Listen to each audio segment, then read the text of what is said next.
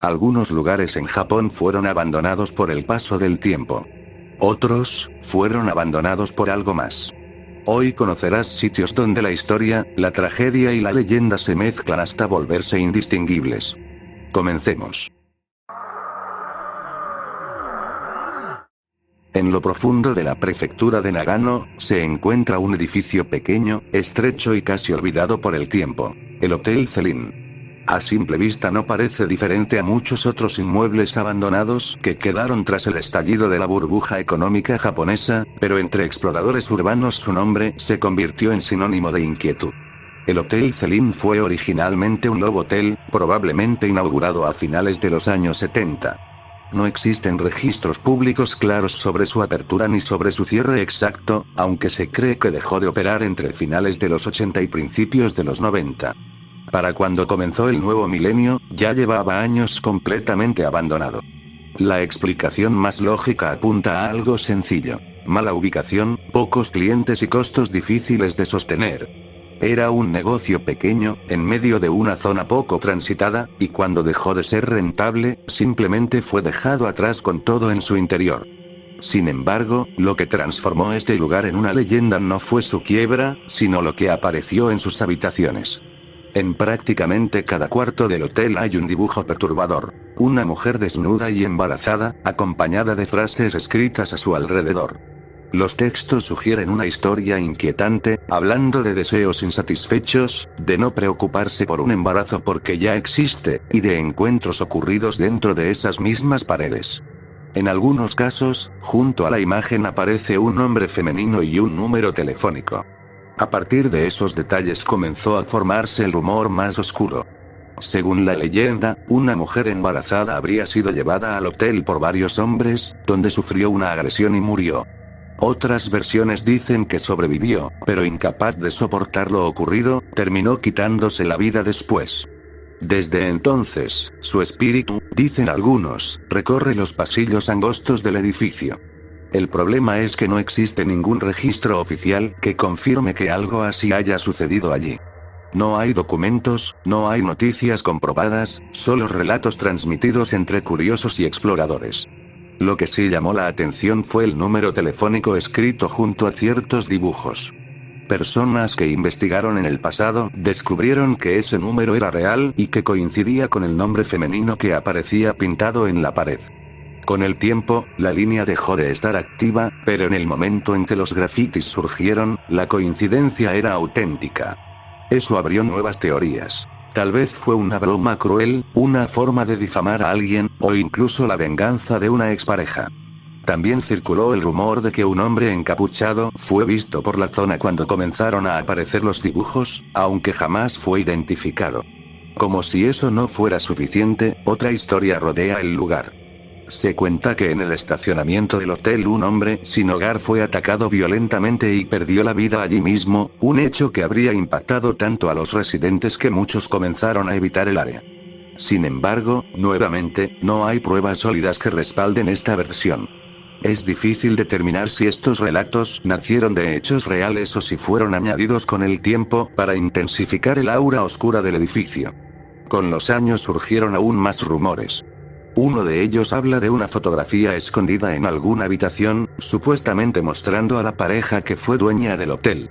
Según la leyenda, si observas la imagen durante demasiado tiempo, las figuras comienzan a hablarte, y si intentas huir, la puerta se cerrará de golpe dejándote atrapado. Nadie ha demostrado la existencia de tal fotografía, y tampoco se conoce públicamente la identidad confirmada de los propietarios originales. Otra creencia aún más extraña afirma que si planeas visitar el Hotel Celine, la noche anterior lo verás en tus sueños. No como una pesadilla violenta, sino simplemente como una presencia silenciosa, como si el edificio supiera que estás por ir. No hay historias de ataques nocturnos ni consecuencias físicas. Solo la sensación de que el lugar tiene una fuerza espiritual capaz de manifestarse antes del encuentro real. El interior del hotel permanece como una cápsula del tiempo. Camas cubiertas de moho, muebles deteriorados, restos de baños característicos de los Love Hotels y, por supuesto, los famosos dibujos. A lo largo de las décadas, visitantes han añadido nuevos grafitis sobre los originales. Comentarios, modificaciones, intentos de cubrir partes del dibujo. Aún así, la figura central sigue allí, intacta en esencia, como el corazón del misterio. Un detalle que complica aún más la historia conecta el Hotel Celine con otro edificio abandonado en la vecina prefectura de Niigata, donde también se encontró el mismo dibujo de la mujer embarazada. Algunos creen que esa imagen podría haber aparecido allí incluso antes que en el propio hotel. En antiguos foros de internet se llegó a sugerir que el símbolo estaba relacionado con un grupo de motociclistas femeninas en Nagano, lo que abriría la posibilidad de que el graffiti no fuera obra de un individuo aislado, sino de alguien vinculado a ese círculo. El número telefónico que apuntaba hacia Niigata alimenta todavía más la intriga. Hoy, décadas después de su abandono, el Hotel Celine sigue en pie, y no existen pruebas concluyentes de actividad paranormal ni confirmaciones oficiales de los crímenes que se le atribuyen. Lo que mantiene viva su fama es la ambigüedad. Suficientes coincidencias reales como para que no pueda descartarse todo como simple invención, pero también demasiados vacíos como para afirmar que algo ocurrió realmente allí. En las montañas de la prefectura de Yamanashi, se encuentra Oiranbuchi, y dicen, se esconde una de las leyendas más oscuras del período Sengoku. En el siglo XVI, durante la era de guerras civiles en Japón, el poderoso clan Takeda se convirtió en uno de los más ricos del país gracias a la explotación de minas de oro en sus territorios. Al estar ubicados en una región sin salida al mar, la minería era esencial para financiar sus ejércitos y sostener su poder. Las minas requerían no solo trabajadores y guardias, sino también mujeres que entretuvieran a los hombres durante sus descansos. Al mismo tiempo, el clan protegía con celo extremo la ubicación de sus reservas de oro, ocultando parte de ellas en las montañas. Sin embargo, tras la devastadora derrota del clan en la batalla de Nagashino en 1575, el temor comenzó a apoderarse de sus líderes. Con el poder debilitado y las minas perdiendo productividad, surgió la paranoia de que sus secretos, especialmente la ubicación del oro oculto, pudieran revelarse. Según la leyenda, sospechaban que las mujeres que trabajaban en la zona podían haber escuchado información confidencial de los hombres a los que acompañaban. Para evitar cualquier posible filtración, se habría ideado un plan cruel. Sobre el río se construyó una plataforma sostenida por lianas y soportes provisionales. Las mujeres fueron invitadas a una supuesta celebración de despedida. Mientras bailaban, los soldados comenzaron a cortar las ataduras que sostenían la estructura. En cuestión de segundos, la plataforma colapsó y 55 mujeres cayeron al profundo desfiladero, perdiendo la vida. Desde entonces, el lugar pasó a conocerse como Oiranbuchi, y se dice que la tierra quedó marcada por aquella tragedia. Muchos visitantes afirman que, al caer la noche, pueden escucharse gritos y lamentos femeninos mezclados con el sonido del viento y el agua. La leyenda advierte especialmente a los hombres. Los espíritus, llenos de resentimiento, buscarían venganza contra cualquier hombre que se acerque demasiado al sitio. Hoy, cerca del puente moderno, se alza un monumento conmemorativo y un cartel que narra lo ocurrido según la tradición local. Existe incluso una advertencia popular que dice que leer el letrero completo puede atraer una maldición sobre quien lo haga. No hay pruebas históricas concluyentes que confirmen cada detalle de esta historia tal como se cuenta, pero la combinación de un pasado violento, un entorno aislado y la fuerza de la tradición oral ha convertido a Oiranbuchi en uno de los lugares más inquietantes asociados a leyendas de espíritus en Japón. En medio de la vegetación y el sonido constante del río, el sitio conserva una atmósfera difícil de describir. Puede que sea solo sugestión. Puede que sea el peso de la historia. Pero quienes visitan Oiranbuchi rara vez lo consideran simplemente un paisaje más.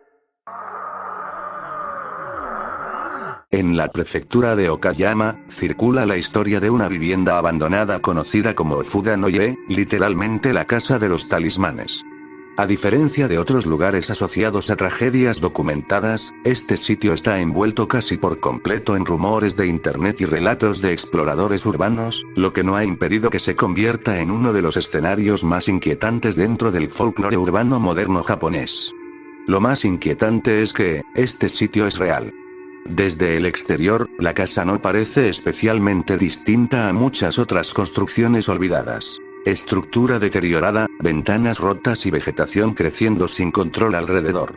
Sin embargo, al cruzar la puerta, lo que se encuentra en el interior resulta profundamente perturbador. Las paredes, puertas e incluso el techo están cubiertos con decenas, en algunos relatos, cientos, de ofuda, amuletos de papel utilizados en el sintoísmo y el budismo japonés para proteger espacios de energías negativas o presencias malignas. En Japón, un ofuda normalmente se coloca en un altar doméstico o en la entrada de una vivienda como símbolo de protección. Ver uno es común. Ver una casa entera tapizada con ellos no lo es. La leyenda más extendida cuenta que la familia que vivía allí comenzó a experimentar fenómenos extraños. Ruidos en la noche, sombras moviéndose en habitaciones vacías, una sensación constante de ser observados. Desesperados, habrían acudido a sacerdotes para intentar purificar la vivienda. Con el tiempo, los talismanes se fueron acumulando, como si uno solo no fuera suficiente para contener aquello que habitaba en el interior. Otra versión afirma que uno de los miembros de la familia sufrió un deterioro mental progresivo y comenzó a pegar ofuda por toda la casa en un intento obsesivo de sellar algo invisible. Sea cual sea la variante, el resultado es el mismo. Una vivienda abandonada, cubierta de símbolos religiosos, como si cada pared estuviera intentando contener algo que no debe salir. Exploradores que aseguran haber entrado al lugar describen una atmósfera pesada, un silencio anormal e incluso la sensación de que los talismanes no están ahí para mantener algo fuera, sino para mantener algo dentro. Algunos afirman que los ofuda aparecen colocados estratégicamente alrededor de puertas y marcos, como si formaran barreras. No existen registros oficiales ampliamente conocidos que confirmen qué ocurrió realmente en esa casa ni la identidad de quienes la habitaron. Como muchos otros sitios del Japón contemporáneo asociados a lo paranormal, su fama creció gracias a foros en línea, fotografías compartidas y relatos anónimos que se fueron amplificando con el tiempo. Lo que hace que Ofuda Noye sea tan inquietante no es una historia específica de violencia o tragedia, sino la imagen misma. Una casa común transformada en algo casi ritualístico, donde cada centímetro cubierto de papel parece gritar que alguien estaba intentando protegerse desesperadamente de algo invisible. En la isla de Hokkaido, lejos de las grandes ciudades y rodeada por campos abiertos y caminos silenciosos, se encuentran los restos de lo que alguna vez fue la escuela primaria Numahigashi, conocida hoy entre exploradores como la enigmática escuela circular. Su nombre en japonés hace referencia precisamente a lo que la hace tan particular. Su estructura redonda, algo extremadamente inusual en la arquitectura escolar japonesa. Construida en una época en la que algunas instituciones experimentaban con diseños modernos y funcionales, la escuela destacaba por su forma circular, con aulas distribuidas alrededor de un núcleo central. Desde el aire, el edificio parecía casi un anillo perfecto. La intención original era fomentar una sensación de comunidad y conexión entre los estudiantes, pero con el paso del tiempo la población rural comenzó a disminuir, y como muchas escuelas en zonas poco habitadas, terminó cerrando sus puertas. Tras su abandono, el edificio quedó expuesto al clima severo de Hokkaido. Las ventanas comenzaron a romperse, el interior se deterioró y la naturaleza fue reclamando poco a poco el lugar. Sin embargo, su forma poco común evitó que pasara desapercibido. Fotógrafos y aficionados comenzaron a visitarlo, y las imágenes del edificio circular, vacío y silencioso, empezaron a circular por internet. Como suele ocurrir con este tipo de lugares, no tardaron en surgir historias. Algunos visitantes aseguran que al caminar por los pasillos curvos se tiene la extraña sensación de estar dando vueltas sin avanzar realmente, como si el edificio confundiera el sentido de orientación.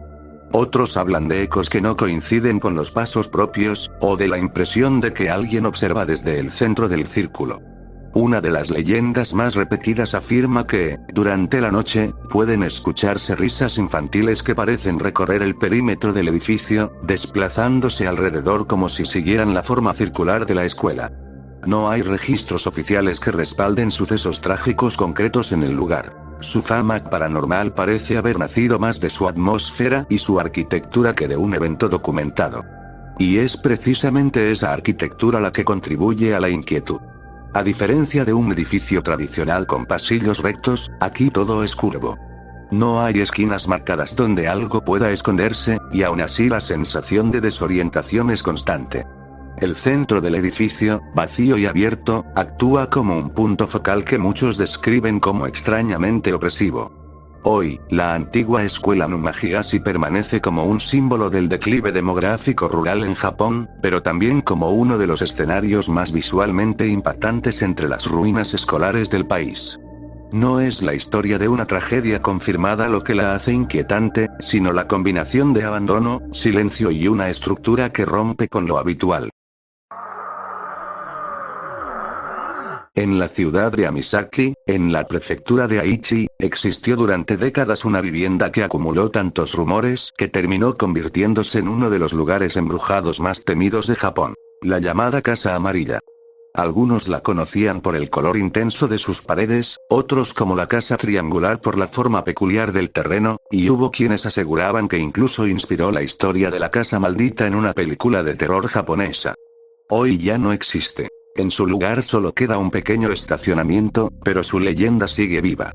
La historia más difundida se remonta a los años 80, cuando una joven pareja habría construido allí la casa de sus sueños. Poco después de mudarse, comenzaron los problemas.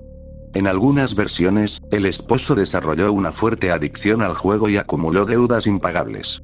En otras, la crisis económica tras el estallido de la burbuja japonesa los dejó ahogados en préstamos. Sea cual sea la variante, el desenlace siempre es trágico. Un asesinato seguido de suicidio, o un suicidio doble dentro de la vivienda. Ese acto habría marcado el inicio de la maldición. Pero lo que realmente hizo especial este caso fue el rumor sobre el terreno. Se decía que antes de construirse la casa, allí había un cementerio y que las tumbas fueron trasladadas sin los rituales adecuados para apaciguar a los espíritus. En Japón, mover restos humanos sin las ceremonias correspondientes es algo profundamente delicado.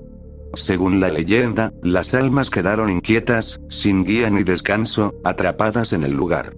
Tras la primera tragedia, otras familias intentaron vivir en la casa, pero ninguna permanecía demasiado tiempo. Una pareja habría resistido apenas 6 meses antes de que uno de ellos sufriera un colapso mental. Otra familia duró 1 año. Algunas, según los rumores, no soportaron ni 1 semana. Siempre se repetía el mismo patrón: paranoia, comportamientos extraños, crisis nerviosas y una huida repentina. La sensación general era que algo dentro de la casa empujaba a sus habitantes hacia la desesperación. Las historias no se limitaron a quienes vivían allí. También circularon relatos sobre policías que acudieron a investigar ruidos o denuncias y terminaron hospitalizados por episodios de inestabilidad mental. Otros supuestamente desaparecieron. Incluso se cuenta que un agente entró solo para revisar sonidos extraños y salió gritando pocos minutos después, negándose a explicar lo que había visto. No existen registros oficiales que respalden estas historias, pero el rumor se extendió durante años. Con el auge de los programas paranormales en los 80 y 90, se dice que una periodista reconocida visitó la casa para un especial televisivo y se negó a cruzar el umbral apenas sintió algo frente a la propiedad. Otra periodista que sí entró comenzó a comportarse de forma errática durante la grabación, obligando al equipo a cancelar el rodaje. Según la leyenda, después no recordaba nada de lo ocurrido.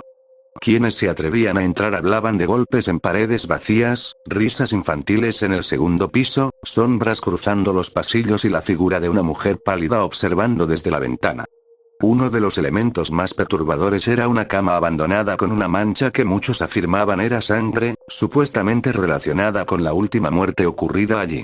Aunque no había pruebas, la imagen fue suficiente para alimentar el mito.